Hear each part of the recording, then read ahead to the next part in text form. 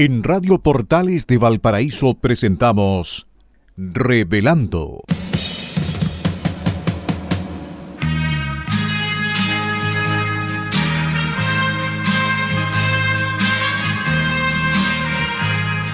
Un programa donde se abordan temas de actualidad, contingencia y la agenda cultural de la zona. Entrevistas del ámbito nacional e internacional. Revelando es presentado y auspiciado por Asofar AG, Asociación de Oficiales de la Armada de Chile en Retiro, Asociación Gremial. Con ustedes, Revelando en Radio Portales de Valparaíso.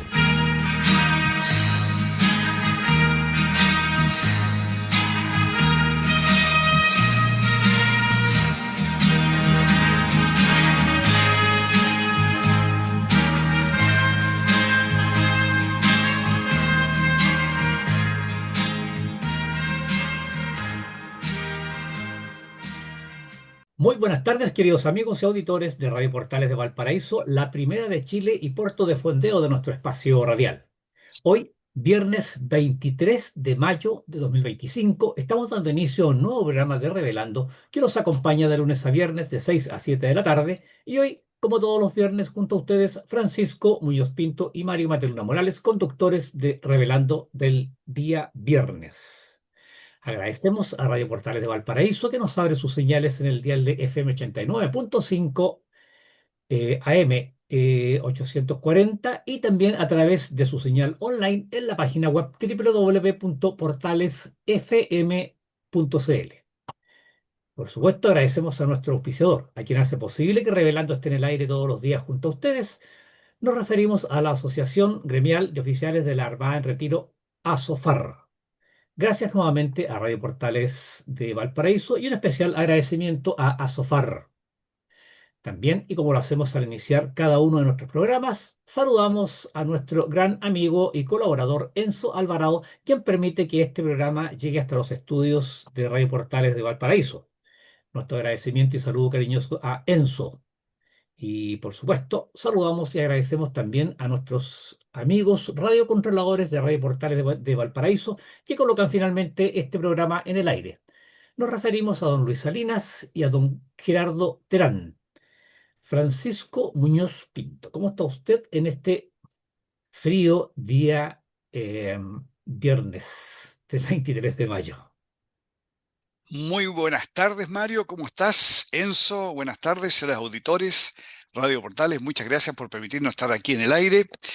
Bueno, estamos ya a finales de mayo, a un mes del día más corto del año, y ahí parte, no necesariamente el más frío, pero sí el día más corto, y ahí parte la etapa, definitivamente la etapa más fría del, del año. Así es que preparándonos, abrigándonos, viene el invierno, como todo, como siempre. Claro, hay que, bueno, ya a esta altura ya desempolvamos ya, pues ya la ropa de temporada de invierno, las estufas y etcétera, los guateritos. Las Para los- pantuflas para abrigarse en la casa, etcétera, etcétera. Yes, Francisco, ya, bueno, antes de comenzar el programa, no, un breve comentario. Hemos tenido una semana llena de emociones, esta semana.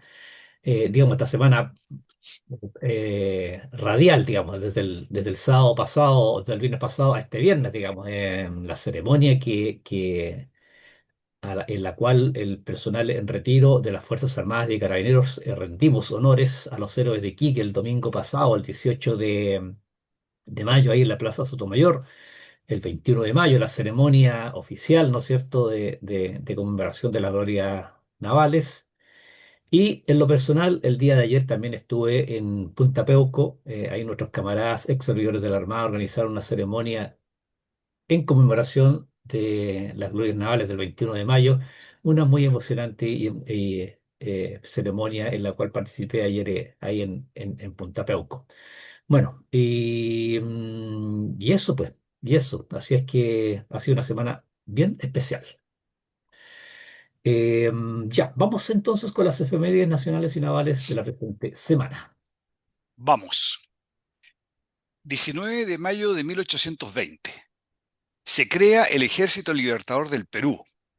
Para su conformación se dispone la fusión de los ejércitos de Chile y de los Andes. Para trasladar esta fuerza al virreinato, O'Higgins y Centeno se abocan a la tarea de organizar la escuadra y transportes que al mando del almirante Cochrane, el 20 de agosto zarparán de Valparaíso rumbo al norte, en procura de afianzar la libertad de América. Dos puntos importantes. Centeno hizo una labor extraordinaria en la organización, en toda la parte logística, en el habituallamiento, la preparación de las naves, etcétera. Y segundo, lo que se estaba haciendo era asegurar, porque lo que iba quedando de España fuerte aquí en Sudamérica era el virreinato del Perú. Y esto, además de liberar a los hermanos peruanos, era también asegurar la liberación de América, eliminando esa fuerza que había todavía en el virreinato del Perú. 18 de mayo de 1872. Es inaugurado en el sitio más destacado de la Alameda de las Delicias, el monumento al libertador general Bernardo Higgins. Su autor fue el escultor Garrier Belez, quien en su realización en bronce tuvo como ayudante al chileno Nicanor Plaza. Hacia 1924, el presidente Alessandri dispone que dicha arteria de Santiago tome el nombre del libertador. O sea, recién en 1924 dejó de llamarse la Alameda de las Delicias y pasó a llamarse la Avenida Bernardo Higgins, como se conoce hasta el día de hoy. 21 de mayo de 1879. Al abordaje, muchachos. Fue lo último que pronunció el comandante de la Esmeralda, capitán de fragata Arturo Prat, cuando saltó a la cubierta del monitor Huáscar, inmolándose, junto al sargento Aldea en la cubierta del monitor.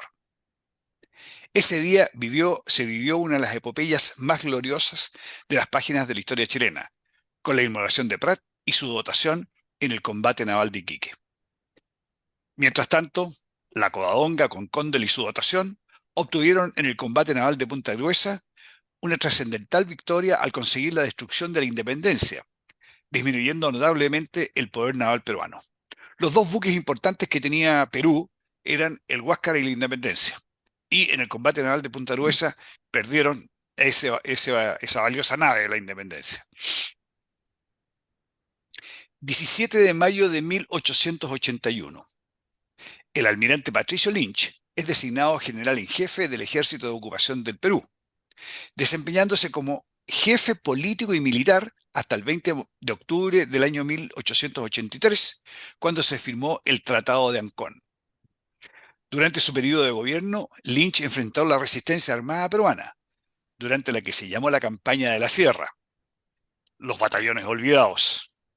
También tuvo que lidiar con la política interna del Perú, la cual a veces se oponía a los objetivos chilenos. Lynch es reconocido como una figura clave en la ocupación peruana, y su gobierno fue considerado por algunos como el mejor virrey del Perú, debido al tacto y firmeza en llevar las riendas del gobierno. 21 de mayo de 1886. Se inaugura el Monumento a los Héroes de Iquique en Valparaíso, financiado con fondos provenientes de la colecta popular efectuada pocos días después del combate. Las figuras en bronce de Prat, del teniente Serrano y del marinero se deben al escultor francés Pierre Puech, en tanto que las de Riquelme y Aldea corresponden al maestro chileno Virgilio Arias. La altura desde el zócalo hasta la coronación es de 19 metros, observándose en la parte superior la figura del capitán Prat sosteniendo la bandera y su espada, mientras posa un pie sobre un cañón. En su parte central, las cuatro caras muestran en relieve las acciones de Arica, Angamos, Iquique y Punta Gruesa. Las columnas y las graderías son de mármol blanco. Bajo el monumento se ubica la cripta, en donde descansan los restos de 22 héroes, de los cuales 15 corresponden a personal de la dotación de la Esmeralda y 7 de la Covadonga. 22 de mayo de 1960. Ese día domingo, siendo las 15:11:43, 15 horas, 11 minutos 43 segundos, hora local, se produjo el megaterremoto de Valdivia. Su epicentro se localizó en las cercanías de Traiguén, provincia de Malleco, actual región de la Araucanía. en Chile, y tuvo una magnitud de 9,5 grados, siendo el más potente registrado instrumentalmente en la historia de la humanidad. No significa que en otra oportunidad no haya habido otro terremoto más fuerte, pero no se midió, no existían los medios para medirlo. El eje terrestre se movió 3 centímetros, mientras las placas de Nazca y de Chiloé se acercaron bruscamente alrededor de 40 metros, cuando normalmente lo hacen entre 8 y 9 centímetros anuales. Este terremoto generó una serie de maremotos que destruyeron por completo varias localidades de las costas de Chile y del Pacífico. En el puerto de Corral, cercano a Valdivia, el nivel del mar se elevó sobre 4 metros antes de comenzar a retraerse rápidamente. Tuve oportunidad de niño de ver, me acuerdo, el Canelo, un buque de considerable tamaño, varado arriba de una isla, en seco. 23 de mayo de 1988. Se inaugura el Museo Naval y Marítimo de Chile, dependencia en cuya puesta en marcha desarrolló una importante labor el investigador de origen alemán Walter Grohmann, coautor, junto al capitán de corbeta Juan Carlos Toledo de la Maza, del ensayo Arturo Prat, publicado en Valparaíso hacia 1972. 17 de mayo, Día Nacional del Reciclaje. 18 de mayo, Día Nacional del Soldado con Cripto. Mario, eso es lo que teníamos preparado para hoy. A raíz de esto del reciente, del muy reciente aniversario del terremoto, del megaterremoto de Valdivia, escuchaba ayer a un especialista, sí, ayer mismo, claro, ayer fue, que comentaba que eso de 9,5 las agujas se pegaron hacia el extremo de los, de los instrumentos de medición. Entonces, claro, 9,5 era la escala máxima de los instrumentos, entonces, pero que se pegaron hacia el lado derecho, que probablemente haya sido inclusive de mayor graduación que 9,5. No sabía, lo escuché ayer de un especialista que comentaba el megaterremoto de Valdivia. Oye, es que un movimiento en un instante, digamos, de las placas de 40, un salto de las placas de 40 metros 40 es metros, una, es, exactamente, es ¿ah? una brutalidad. Oye, esto de Exactamente. la que dices tú de que las agujas estaban pegadas, yo el peor temporal que me tocó vivir en mi vida a bordo de un buque fue en el mar de Drake, el anemómetro Bendix, me acuerdo del buque, Claro, el Yelcho, claro. 120 nudos tenía el tope de la aguja. Y ahí Ah, estaba, en 120 nudos. No sé cuántos nudos serían, porque la aguja estaba al tope. claro, el instrumento, el máximo, ¿cómo se llama? La graduación eran 120, pero puede haber sido mucho. Claro, claro. Y Bueno, ahí tenía un topecito, así que claro, hasta ahí llegó. Claro. hasta ahí llegamos. Claro, sí, sí, suele suceder. Sí. Ya, perfecto. Vamos entonces con el primer punto de la pauta del programa del día de hoy, que como tradicionalmente ya lo hemos hecho acá en Revelando el día viernes, son las historias de Valparaíso. Y en esta oportunidad vamos a compartir con nuestros queridos auditores una breve historia de la Escuela Ramón Barros Luco. Para lo cual hemos tomado como referencia información tomada del Consejo de Monumentos Nacionales y del Ministerio de Bienes Nacionales, más algunas informaciones por ahí de medios de prensa en la última parte, lo que tiene que ver con los trabajos de recuperación de este inmueble. Bueno, durante la segunda mitad del siglo XIX, Valparaíso comenzó una expansión económica. Este fenómeno se vio reflejado en el aumento de la población porteña. Entre estos se incluían inmigrantes extranjeros atraídos por la posibilidad de comercio con las nuevas repúblicas de América y hombres jóvenes que se desplazaban hacia el puerto en busca de oportunidades. La presencia de gran número de extranjeros transformó la sociedad porteña, otorgándole carácter cosmopolita que se manifestó también en su arquitectura y en el desarrollo urbano. Las viviendas comenzaron a construirse de 2 y 3 pisos al estilo europeo. La cuestión urbana y las obras públicas fue una preocupación permanente en las iniciativas edilicias y privadas. Se convirtió se invirtió en la excavación de los cerros para ampliar la zona plana y los materiales extraídos se utilizaron para ganar terrenos al mar. Y aquí aparece este personaje un tanto siniestro que siempre aparece en las crónicas, ¿no es cierto? O sea, en las historias de Valparaíso. El terremoto del jueves 16 de agosto de 1906 a las 19:58 horas devastó el Gran Valparaíso con sus 8,6 grados de la escala Richter. A partir de ese momento, el país se abocó a la reconstrucción, lo que permitió además realizar una modernización urbana que implicó, entre otras cosas, la construcción de nuevas edificaciones de acuerdo a los estándares y las corrientes arquitectónicas de la época. Se realizaron importantes obras de pavimentación de las calles, se modernizó el transporte urbano y se crearon espacios públicos como plazas y paseos. En este contexto se enmarca la construcción de las denominadas escuelas palacios, construcciones realizadas por el Estado con capacidad para albergar a 600 alumnos que tuvieron su hito más relevante con la Ley de Edificaciones Escolares promulgada por el Congreso Nacional durante el gobierno del señor Juan Luis Sanfuentes en 1916.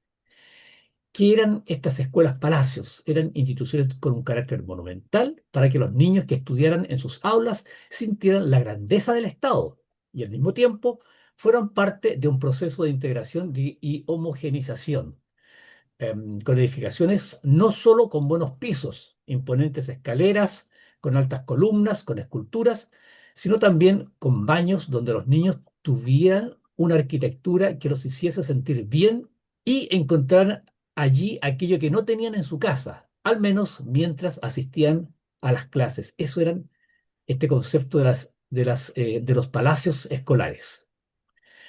Y aquí entonces nace la Escuela para Mujeres Ramón Barros Luco, que se ubica en la calle Victoria, número 2637 de la ciudad de Valparaíso. Este inmueble se encuentra emplazado en el barrio del Almendral, más precisamente en la esquina de Avenida Morris con la calle Victoria, en la misma manzana del Teatro Municipal de Valparaíso, a una cuadra hacia el poniente del Congreso Nacional y a un costado de la Plaza O'Higgins. Esta zona se caracteriza por ser un lugar comercial y de ocupaciones destinadas al entretenimiento. La escuela Ramón Barros Luco fue proyectada por el arquitecto portugués Alfredo Azancot. Su diseño consiste en un volumen de 3 pisos, con grandes salas de clase y altos techos, con terraza y sótanos, un teatro con 2 pisos donde se llevaban a cabo las representaciones artísticas de las estudiantes y un gimnasio techado, de fachada continua, organizada con las líneas clásicas y neorrenacentistas, mediante las cornisas, los zócalos y el entablamento, integrándose a la línea armónica de fachadas historicistas eclécticas ubicadas en la calle Victoria. Aquí estamos viendo con Francisco una hermosa foto de la escuela Ramón Barros Luco, recién ubicada en la esquina, es una esquina como muy clásica aquí de ahí de Valparaíso, con ese imponente edificio de 3 pisos, de pisos como dice la crónica, muy alta. Esta foto está tomada en 1924, muy poco después de su inauguración. Y vemos además el teatro o el salón de actos del que habla la crónica, una foto interior, un lugar muy hermoso, espacioso, efectivamente 2 pisos, pero el segundo piso es una suerte como de balcón que está continuo por los costados, de tal manera que abajo había gente y arriba, a modo como de palco, también se ubicaban personas, con el escenario al fondo se alcanza a apreciar. Mediante el decreto exento número 355, el 20 de mayo de 2003, fue declarado Monumento Nacional por su gran interés histórico y arquitectónico. Para el terremoto de 2010, el edificio se vio seriamente afectado en su estructura, por lo que debió cerrar las actividades escolares por no tener las condiciones adecuadas. Este monumento estuvo sin funcionar por un par de años hasta que el Ministerio de Educación dio el capital a la Cormugal con la finalidad de restaurar el edificio, acuerdo el cual por diferentes inconvenientes se retrasó, esperando su reinauguración a mediados del año 2020. En agosto de 2024 y a 14 años de los daños que sufrió la escuela Ramón Barros Luco, Ramón Barros Luco, perdón, sin ese Barros Luco de Valparaíso, producto del terremoto de 2010, el municipio de la ciudad Puerto anunció el financiamiento para su reconstrucción. En este sentido, se destinaron cerca de 60 millones de pesos los que permitirán encargar los análisis para la reanudación de las obras de composición de composición del lugar. El 25 de abril de 2025, representantes de la comunidad educativa, autoridades de educación a nivel regional y nacional y la empresa Desarrollo País, que fue la seleccionada para hacerse cargo del proyecto, se hicieron presentes y se expresaron las las voluntades de trabajar en conjunto hasta lograr la anhelada vuelta de estas aulas. La escuela básica Ramón Barros Luco funciona actualmente en el Liceo de Niñas de Valparaíso, ubicado en Avenida Argentina, en jornada escolar completa de primero a octavo básico de 8 a 15:35 horas. Y esta es la crónica de la escuela Ramón Barros Luco, una clásica construcción del Gran Valparaíso, de esta nueva época, de este nuevo periodo, pero de este nuevo periodo que inició el puerto de Valparaíso a contar del terremoto de 1966, con la serie de construcciones que se realizaron en el proceso de reconstrucción. Así es, Oye, pues. Mario, el pasado glorioso de Valparaíso se refleja en muchas obras, ¿ah? En muchos aspectos. Y uno de los aspectos, diría yo, más destacado, más importante, es precisamente la infraestructura escolar que Valparaíso tuvo, Claro. tanto escolar como universitaria. ¿Ah? La Universidad Católica, la Universidad de Valparaíso, la Universidad de Playa Ancha, la Universidad Santa María, que todavía Claro, está dentro, es parte de claro, Valparaíso. efectivamente. Eh, y uno ve, a mí me ha tocado ser apoderado de mesa ahí en la escuela italiana, y uno mira las obras ahí en la escuela, una cosa que va a parecer una tontera, ¿eh? Pero lo que más me llamó la atención en la escuela italiana eran las gárgolas. Las gárgolas son los puntos, digamos, o la estructura que recibe las aguas de los techos. Típico, uno ve unas cosas en las construcciones actuales y en un colegio cualquiera por ahí, todo de hojalata, y a lo mejor de estas de plástico que venden en el home center, qué sé yo. Pero las gárgolas de la escuela italiana era de fierro fundido, una cosa maciza que no se va a oxidar jamás en la historia. Va a morir el colegio y las gárgolas, por citar algo, digamos, las gárgolas van a seguir Claro, existiendo. Y uno ve las fotografías de esta escuela y son cosas impresionantes. Y desgraciadamente para el paraíso, y bueno, y esto es, bueno, pero para todo Chile, pero principalmente para el paraíso, los terremotos que van, vienen y van a seguir viniendo, hacen su estrago. Por un lado eso, pero también Valparaíso, es lamentable ver cómo esta ciudad va decayendo. Cada día es más difícil recuperar lo que se va destruyendo porque el puerto, o la ciudad puerto no tiene recursos. Cada día hay menos gente que está pagando contribuciones porque se van empobreciendo las viviendas, etcétera, etcétera. Es lamentable ver Valparaíso, una ciudad que tuvo un pasado glorioso y un presente que cada día más cuestionado. Y lo, absolutamente. y lo otro que quería comentar, Mario, es el asunto de los terremotos y los maremotos en nuestra historia. Hablábamos en las efemérides del terremoto y del maremoto de Valdivia. Hablamos ahora del impacto de esta bestia negra, digamos, los terremotos de Valparaíso, este terremoto en particular, el del 2010, que destruyó la escuela Ramón Barros Luco. Eh, y es importante que la población considere que donde hay terremotos, o más que terremotos, donde hay maremotos, muy probablemente, no sé si acaso en 10, 20, 100, 200 años más, pero muy probablemente va a haber otro maremoto. La ciudad de Arica, que poco antes que pasara a ser chilena, hubo un maremoto gigantesco que el mar llegó hasta lo que hoy día es la plaza ahí en Arica, está expuesta a que vuelva otro de nuevo. El terremoto del 2010 en Concepción, eh, hice una comparación con una descripción de la época de Fitzroy, de la época de Fitzroy, que estuvieron en Concepción y describían el maremoto. Yo decía, pero si es lo mismo el 2010, aquí me están copiando, Claro, aquí hay algo raro. Y el maremoto era exactamente lo mismo. Así es que, ojo, aquellos que quieran en Constitución ir a construir en lugares que fueron inundados en el maremoto del 2010, piénselo dos veces. Y en todo Chile, Yoyeo, etcétera. permanentemente estamos cometiendo el error de tropezar con la misma piedra, históricamente, es cierto, es verdad. Y un breve último comentario, si reafirmando lo que te dice, que lástima que nosotros que somos un país sísmico, en donde es muy difícil, a diferencia en Europa, donde uno encuentra eh, eh, edificaciones, no sé, pues Coliseo Romano, que es de la época, es del inicio de la historia Cristiana, cristiana, de la era claro, cristiana. de la era cristiana, efectivamente. Nosotros no tenemos esa suerte, ¿por qué? Porque somos un país sísmico, pero los pocos edificios que tenemos, que son un patrimonio del siglo XIX, del glorioso pasado del siglo XIX de nuestro país, qué lástima que no tengamos la capacidad, la voluntad de preservarlos. Bueno, es tremendo lo que sucede.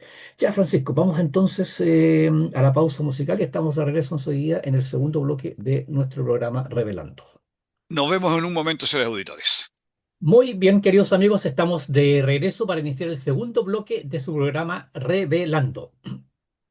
Eh, ini- eh, Agradecemos nuevamente a nuestra querida Radio Portales de Valparaíso que nos permite estar junto a ustedes en sus hogares, llegando con nuestra información, con los contenidos del programa que tenemos para compartir con ustedes.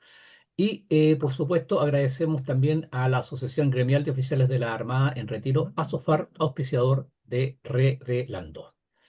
Antes de iniciar o de reanudar la pauta del programa del día de hoy, quiero públicamente hacer llegar a Francisco Muñoz el pésame, bueno, de Enzo, el mío, por el fallecimiento de su hermano. Francisco Muñoz estuvo ausente 2 semanas del programa y estuvo atendiendo ahí, la verdad, las cosas que fue muy triste la situación los últimos días y acompañando a su hermano en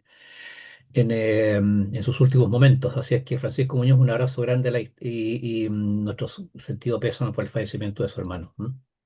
Mario, Enzo, muchas gracias Mario por tus palabras. La verdad es que mi hermano tuvo una enfermedad eh, muy dura, parálisis supranuclear progresiva. Felizmente poco común, pero fueron años de mucho sufrimiento. Una pena que la partida de mi hermano, pero también una alegría de que esté descansando en paz. Muchas gracias por tu comentario. Muy bien, vamos entonces con el segundo tema de la pauta del día de hoy, que hemos titulado Licencias fraudulentas.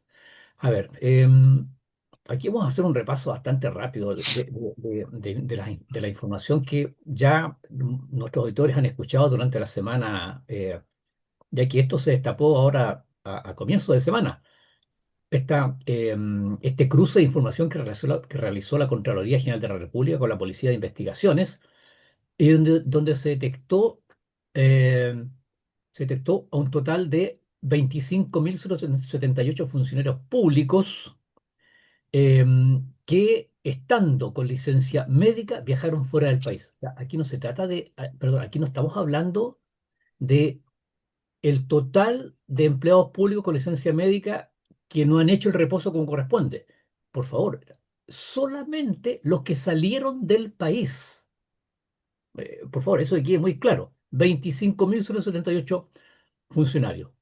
Esto se tradujo en eh, 35.585 licencias y 59.575 oportunidades que durante este periodo de reposo salieron del país. Todo esto, queridos amigos, solamente entre el 2023 y el 2024. El 69% de estos permisos, de estas licencias médicas, fueron otorgadas por FONASA y el 31% por las distintas ISAPRES. Las salidas del país se concentran en septiembre, entre septiembre y diciembre, y de estos 25.000 funcionarios, 078 funcionarios, no sé, los 125 funcionarios registraron entre 16 y 30 entradas y salidas o salidas del país mientras cursaban licencias médicas. O sea, esto es un verdadero escándalo. Algunos datos. En la Dirección de Presupuesto indicó que debido al ausentismo, se ha duplicado la cantidad de días ausentes de funcionarios públicos en promedio, por una parte. Y por otro lado, que el año pasado, solamente el año pasado, el Estado gastó 350 millones de dólares por suplencia y reemplazo. 350 millones de dólares. El exministro de Salud, don Jaime Mañalich, indicó que el gasto por licencias médicas en Chile asciende a 3 billones de pesos al año. O sea, 3.000 millones de pesos, lo que representa aproximadamente un quinto del presupuesto de salud del país. Y indicó don Jaime Mañalich que si se redujera en un 10% el gasto de licencias médicas cada año, las listas de espera se resolverían en 2 años. Voy a repetir esto, por favor, para que, queridos amigos, que más de alguno de ustedes está en esa situación. El gasto en licencias médicas en el país asciende a 3 billones de pesos al año. Y que si se pudiésemos disminuir en un 10% estas licencias médicas, las listas de espera se resolverían en 2 años. O sea, habría recursos para resolverlas en 2 años. Las licencias médicas del sector público duplican la cantidad de licencias médicas que se ven en el mundo, en el mundo privado. ¿Y por qué? Porque en el mundo privado existen límites que no los tiene el empleado público. Por ejemplo, eh, el, el- el- el promedio de remuneraciones tiene un tope mensual si una persona tiene licencia médica durante el mes. Y el costo de la licencia médica no puede superar el 100% del promedio de las remuneraciones. En cambio, en el caso de los empleados públicos, ellos continúan recibiendo el 100% de su sueldo durante la licencia, sin importar el monto que implique en la licencia. Eran algunos datos que quería resumir para ustedes, queridos amigos, para que vean la magnitud de esto, que es una verdadera sinvergüenzura, un aprovechamiento inexcusable, imperdonable de estos funcionarios públicos. Francisco, ¿qué le parece? Oye, primero, nuestro sector. Recibí y vi un meme o un volante que decía que la mayoría de los funcionarios que habían, ¿cómo se llama? Que estaban en este caso eran funcionarios de las Fuerzas Armadas y que el Estado estaba protegiendo a las Fuerzas Armadas y que el Estado y la prensa y que esa información había sido ocultada. Bueno, la Contraloría General de la República aclaró, no hay ningún funcionario, aprovecho de decirlo, no hay ningún funcionario de las Fuerzas Armadas que haya estado implicado en esta situación, información que fue corroborada también por el Ministerio de Defensa. Eso es lo primero, y un par de temas más. Eh, Aquí hay tres implicados, tres entes, digamos, implicados. Primero, y más claramente, ¿no es cierto?, el funcionario que estafó al Estado. Esto es una estafa. Una estafa es algo que dije que iba a hacer A y hice B. Dije que iba a guardar reposo porque estaba enfermo y me fui de vacaciones. Así que primero es el funcionario que estafó al Estado. Segundo, el médico que entregó la licencia. No digo que todos los médicos que entregaron licencias hayan sido parte del delito. Hay algunos médicos que pueden haber sido engañados. Hay tal vez funcionarios que obtuvieron licencias por situación psicológica, digamos, que ellos la pueden haber simulado y el médico Claro. no lo puede haber detectado. Pero cuando un médico entrega en un día 7, 8 licencias, eso claramente ese médico es parte del fraude. Y los superiores de los funcionarios. También los superiores de los funcionarios pueden ser engañados, pero también hay que ejercer un cierto grado de control. Cuando una persona tiene licencia, cuando lleva un mes en el año y todos los años pasa más o menos lo mismo, algo raro está pasando. O cuando en mi repartición, si yo soy jefe de una repartición y en mi repartición hay 115 personas ¿cómo se llama?, que tuvieron licencias, algo raro está pasando. Así es que ojalá que se abarque esos tres. Mi opinión respecto de cómo debería ser la investigación, porque se ha hablado mucho de eso, que investiga la Contraloría, que la justicia, etcétera. Yo diría, oye, de acuerdo a lo que corresponda, a la gravedad, ¿cómo se llama?, los estatutos del sistema público, todos sancionados, todos. Por ejemplo, si es que corresponde, todos retirados del servicio y aquellos que sientan que tienen algún factor atenuante, que apelen. pero no partir diciendo, a ver, este lo sancionamos caso a caso. No, no hacer la investigación caso a caso, sino que al revés, hacer las apelaciones caso a caso. Porque estoy seguro que el 95% de estas personas no tienen por dónde apelar, no hay por dónde. Otro punto, todos los que ¿cómo se llama? Todos los que estaban acogidos a FONASA, todos los que están estafando al Estado y que son acogidos a FONASA, lo pagamos entre todos los chilenos con nuestros impuestos. Esta cuestión, oye, tiré una licencia, cuando yo tiré una licencia y alguien me lo comenta, yo le estoy pagando con mi impuesto la licencia que él tiró, ¿ya? Y aquellos que lo tiraron a las ISAPRE, los estamos pagando con el valor del programa de salud. O sea, esto no es que, mira, paga Moya. No, Moya tiene nombre y apellido. Francisco Muñoz Pinto, con sus impuestos, paga parte de la licencia de los señores que están estafando a FONASA. De los Oye, y sinvergüenzas, ahora, digámoslo con perdón, todo, de los sinvergüenzas que están haciendo mal uso de la licencia, digámoslo con todas sus letras. exactamente, exactamente. Oye, y lo otro, felicitaciones a la Contraloría General de la República. No sé qué va a pasar con las investigaciones, no sé a qué se va a llegar esto, no sé si le van a tirar una palada de tierra como le tiran palas de tierra a muchas otras cosas, porque hay muchos jefes también aquí en esto implicados. Pero el nivel de disuasión que ya logró la Contraloría General de la República, haciendo que estas personas se den cuenta de que no necesariamente es gratis tirar una licencia e irse de vacaciones, es algo tremendamente importante.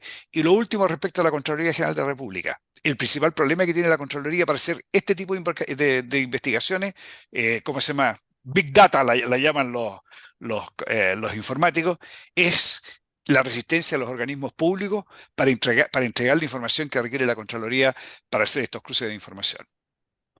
Bueno, ahí, grande, ¿eh? Grande doña Dorothy Pérez, la actual Contralora. Gran Una valor, más, valiente mujer. una más de la señora Dorothy Pérez desde que está a cargo de la Contraloría. Una más de manera positiva, me refiero. Y, y yo quiero un par de comentarios más. Aquí, a ver, porque efectivamente, Francisco, bueno, y vayamos ahí. 3 billones, 3.000 millones de pesos es el costo para el país al año de la licencia. Bueno, se habla mucho del tema económico, pero aquí, queridos amigos, y lo comentaba con un amigo ayer, eh, a ver, esta gente que se ausenta, por ejemplo, puede haber una persona que es clave para completar un pabellón en un hospital, y a lo mejor ese pabellón quedó trunco por un mes, por 15 días, un mes que no pudo funcionar, operaciones que no se pudieron hacer. Entonces, aquí el prejuicio económico, pero el prejuicio social es tremendo, es tremendo, es tremendo, tremendo. Y otro detalle más, si hay tanta gente con licencia viajando para el extranjero, es una muestra más de que el Estado está hinchado, hay mucha grasa, está sobredotado, aquí hay mucha gente, yo coincido con, aquí, Francisco, aquí todos deberían echarlos, todos para la calle. Porque son 25.000 personas que están de más, pues. Están de más. Allá tenemos ya 25.000 personas que están de más en el Estado. Entonces, esos dos detalles, el perjuicio social que producen estos sinvergüenzas y lo otro, esa gente no estaba, sí, perdón, con esas personas o sin esas personas, el sistema igual funciona mal. Así es que, para la calle nomás. Claro. Entre que funcione mal sin esas Claro. personas y funcione mal con esas personas, mejor que funcione mal sin esas personas. Justamente, Claro. y nos evitamos, ¿no es cierto?, miles de millones de pesos en gasto por culpa de esos sinvergüenzas. Ya, vamos entonces con el próximo tema de la pausa que hemos titulado Continúan las sinvergüenzuras. A ver, esto está muy fresquito, de ayer nomás, lo tomamos de la prensa, esto específicamente de Mola, lo voy a decir con toda su letra. El diario La Segunda, publica de MOL, hizo una revisión de datos de transparencia de 2022 a 2025. Eh, la revisión incluyó solo los ministerios y la presidencia de la República. O sea, solo el gobierno central, sin los CEREMI, sin las secretarías regionales ministeriales. Además, se filtró para contabilizar la cantidad de funcionarios que durante ese periodo realizaron el límite legal de horas extras diurnas, que es de 40 horas o más durante un mismo mes. Bueno, y apareció sorpresa, pues, sorpresa. Resulta que los hallazgos muestran que s- eh, mm, funcionarios que han realizado más de 100 horas extras diurnas durante un mes. Repito, más de 100 horas extras diurnas durante un mes. Algunos han ganado más de 2 millones de pesos extra en un mes por horas extraordinarias. Otros que han totalizado más de 10 millones en horas extras por año. Y también empleados que por 3 años han hecho todos los meses exactamente 40 horas. O sea, no sé si me expliqué. Esta gente, curiosamente, todos los años, todos los meses aparecen con 40 horas extra. O sea, perdón, bien digo, con horas extraordinarias. O sea, esto es un aumento de sueldo. ¿Te acuerdas cuando el gobierno del señor Lago daba los sobresueldos, los sobres con plata? Aquí no es necesario que se repartan sobres. Aquí anótate con horas extras nomás, muchachito. Y ahí te hacemos el sueldo extra. Oye, claro, aquí hay reparticiones del Estado en que las horas extras ya pasó a ser parte del sueldo. Oye, no, las horas las vamos a reportar y las vamos a pagar. Eh, no te preocupes si las vas a hacer o no las vas a hacer, si te fuiste más temprano, si pasaste el día tomándote un café o cómo lo hiciste. Pero las horas extras van porque te vamos a aumentar. En el fondo lo tomaron como un aumento de sueldo. Y lo más grave es que seguramente estas personas piensan que está bien. ¿Sí? Como todo el mundo lo hace, así es. ¿Para qué nos vamos a complicar? Si todos los funcionarios públicos lo hacen, ¿por qué no lo voy a hacer yo? Hay que quebrar pienso yo, hay que quebrar ese concepto de los funcionarios públicos. De alguna manera volver al funcionario público probo, que dedicado a su profesión, preocupado de su trabajo, que llegaba temprano, atendía público todo el día y se iba a última hora con la satisfacción del deber cumplido. Ahora parece que la satisfacción es la satisfacción de haber engañado al Estado. Me gustó eso, Francisco. No, no la satisfacción del deber cumplido, la satisfacción de haber engañado al Estado y haber engañado a todos los chilenos. Agreguémosle eso, al Estado y a todos los chilenos incluidos. Me gustó esa frase. Bueno, un último par de datos. Eh, Aquí el rey de las horas extraordinarias es nada menos que un abogado del gabinete ministerial del Ministerio de Salud, que recibió 11.873.060 pesos en horas extraordinarias. Recibió ese dinero todo el 2024, contabilizando 40 horas extraordinarias diurnas y 16 horas nocturnas por cada mes. O sea, recibiendo casi 1 millón de pesos solo en extensiones de jornada por mes, teniendo ya un sueldo bruto ese señor de 4,7 millones. O sea, ese señor es el super funcionario público, porque trabajaba de 8 a 8 de la noche y seguía trabajando hasta las 12 de la noche. O sea, trabajaba de 8 a 12 de la noche, todos los días. No tenía vida ese señor. Ese señor es el funcionario estrella del Estado, porque el que trabaja de 8 a 12 de la noche todos los días. Qué tremendo, ¿ah? Y en esta investigación se detectó que hay 67 perdón, hubo 67 ocasiones en que algún funcionario a planta realizó en un mes más de 40 horas legales. Y en el caso de los a contrata, los registros aumentan a 388 horas. Si se cuentan los funcionarios que realizaron 100 horas o más, en algún mes la cifra alcanza a 16 para los de planta y 24 para los de contrata. Mientras que si se calcula cuántos hicieron 40 horas o más, hubo 479 ocasiones en los de planta y 4.749 en los de contrata. O sea, lo que dice Francisco, aquí está, eso está institucionalizado, porque al señor se le contrata, el que está a contrata, y no te hagas problema. El sueldo dice 3 millones, pero ese sueldo se duplica o se aumenta a 4 millones porque con las horas que nosotros te vamos a dar extraordinarias.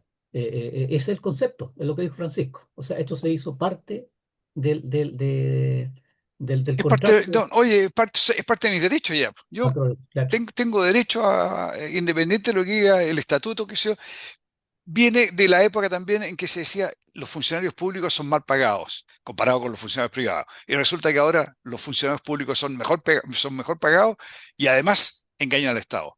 Oye, Bien.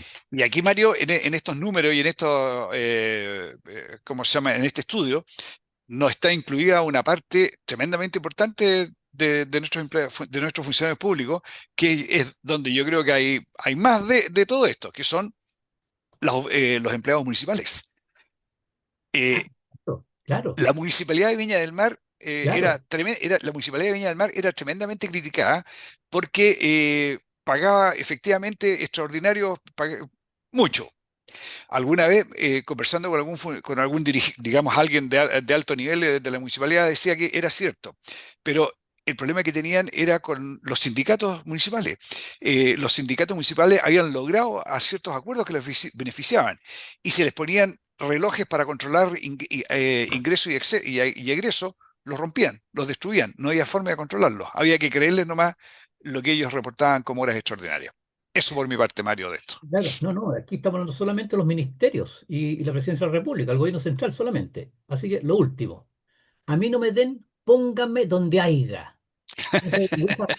Esa era una vieja frase, símbolo de la corrupción de los gobiernos radicales de la primera mitad del siglo Pasado. XX. Claro, a mí no me den, póngame donde haya. Aquí está, pues se hace carne este dicho de los sinvergüenza. Ya, y vamos con el último punto que se nos está acabando el programa, que hemos titulado Activismo Ambiental. Aquí hemos tomado una carta que fue publicada en el Mercurio ayer, jueves 22 de mayo, por el exdiputado y actual concejal de la comuna de Las Condes, don Julio Dilbert Códua.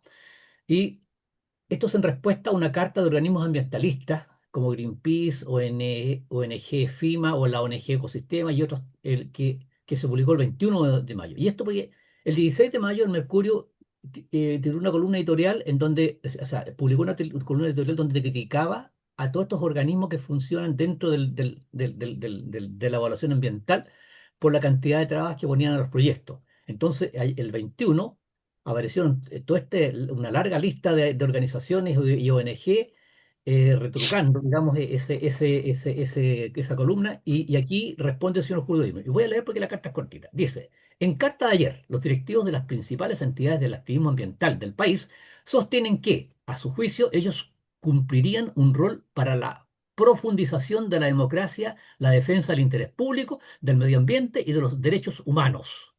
Estas son lindas palabras que suenan bien, pero los hechos, lamentablemente, el país y especialmente los trabajadores pagan un alto costo. Hace un tiempo, la prensa informó que en una de las sesiones oficiales del Congreso, uno de los firmantes de la carta, el señor Matías Azun, que se desempeña como presidente de Greenpeace, dijo, comillas, yo al menos tengo 56.000 socios donantes, lo que me garantiza judicializar cualquier cosa que me parezca que destruye el medio ambiente. Cierre de comillas. Y agregó, abro comillas, garantizo que puedo agregar unos 2.000 días a cualquier proceso de evaluación ambiental que no cumpla con requerimientos de contaminación. Cierre de comillas.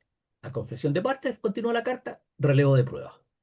Esta confesión revela el inmenso daño que hace el activismo ambiental al progreso del país, dado que reconocen disponer de importantes recursos económicos para paralizar proyectos de inversión que generan empleo y recursos al Estado con el simple expediente de judicializarlos, aun cuando al final se acredite que esas iniciativas cumplían con todos los requisitos legales para ser desarrollados. Eso dice la carta. Oye, y quedamos, Mario, subordinados a personas como este señor Matías Azun de Greenpeace, que suena muy bien cuando él dice, oiga, nosotros tenemos las herramientas para paralizar aquello que nos parezca que destruye el medio ambiente. Pero resulta que le parece que destruye el medio ambiente cuando la construcción de un hospital no deja senderos para que transiten las arañas que se juntaron mientras el hospital antiguo se destruía, porque hay Claro. criterios de ese tipo. Y Hay un así es. señor en Viña del Mar que heredó una fortuna de sus padres y esa fortuna la ha dedicado a parar proyectos en la región de Valparaíso, perpetuando en la pobreza a los más necesitados. O sea, increíblemente, un señor que heredó una riqueza tremenda se dedica a fabricar y a perpetuar a pobres. A ver, dos comentarios muy cortitos porque se nos está yendo el programa. Lo dijo Francisco ya, el grave perjuicio que producen al país estas organizaciones que paralizan los proyectos de inversión. Miles y miles de millones de pesos paralizados en inversión y fuentes de trabajo que están paralizados. Y lo otro es la tremenda dudosa de la intencionalidad que existe detrás de estas organizaciones, porque viven de donaciones de particulares y organismos internacionales. Y ellos tienen que justificarse pues, ante sus inversionistas. Entonces, vimos la sinvergüenzura, ¿no es cierto?, de las horas extras, vimos la sinvergüenzura de las licencias médicas. ¿Quién me dice a mí que esta gente, por el hecho de recibir plata de las donaciones de particulares y de inversionistas, grandes inversionistas internacionales, no, no exageran o no cumplen éticamente con su labor, sino que paralizan proyectos a diestra y siniestra para poder mantener el flujo de plata de ingresos? Eh, Tienen, Mario, un incentivo perverso. Eso es. Perverso en el sentido que ellos tienen que ir a buscar, porque este Es, señor Asun, por supuesto efectivamente. que él y muchos otros más, por supuesto que viven de eso, o sea, Claro, de ahí sacan el dinero, claro. los recursos para poder vivir. Entonces hay un incentivo perverso de ir a buscar a ver qué inversión podemos detener. Así es, así es. Uy, Dios mío, se nos fue el programa, Francisco. Tenemos que despedirnos de nuestros auditores. Oye, señores auditores, muchas gracias por habernos acompañado. Nos vemos el próximo viernes.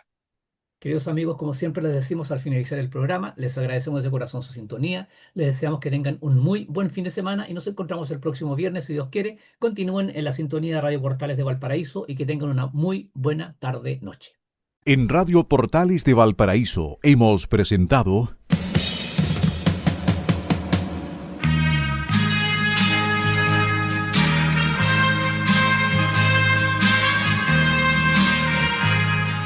Revelando, un programa donde se abordan temas de actualidad, contingencia, entrevistas del ámbito nacional e internacional. Revelando es presentado y auspiciado por Asofar AG, Asociación de Oficiales de la Armada de Chile en Retiro, Asociación Gremial. Sintonícenos en un próximo programa. Buenas tardes.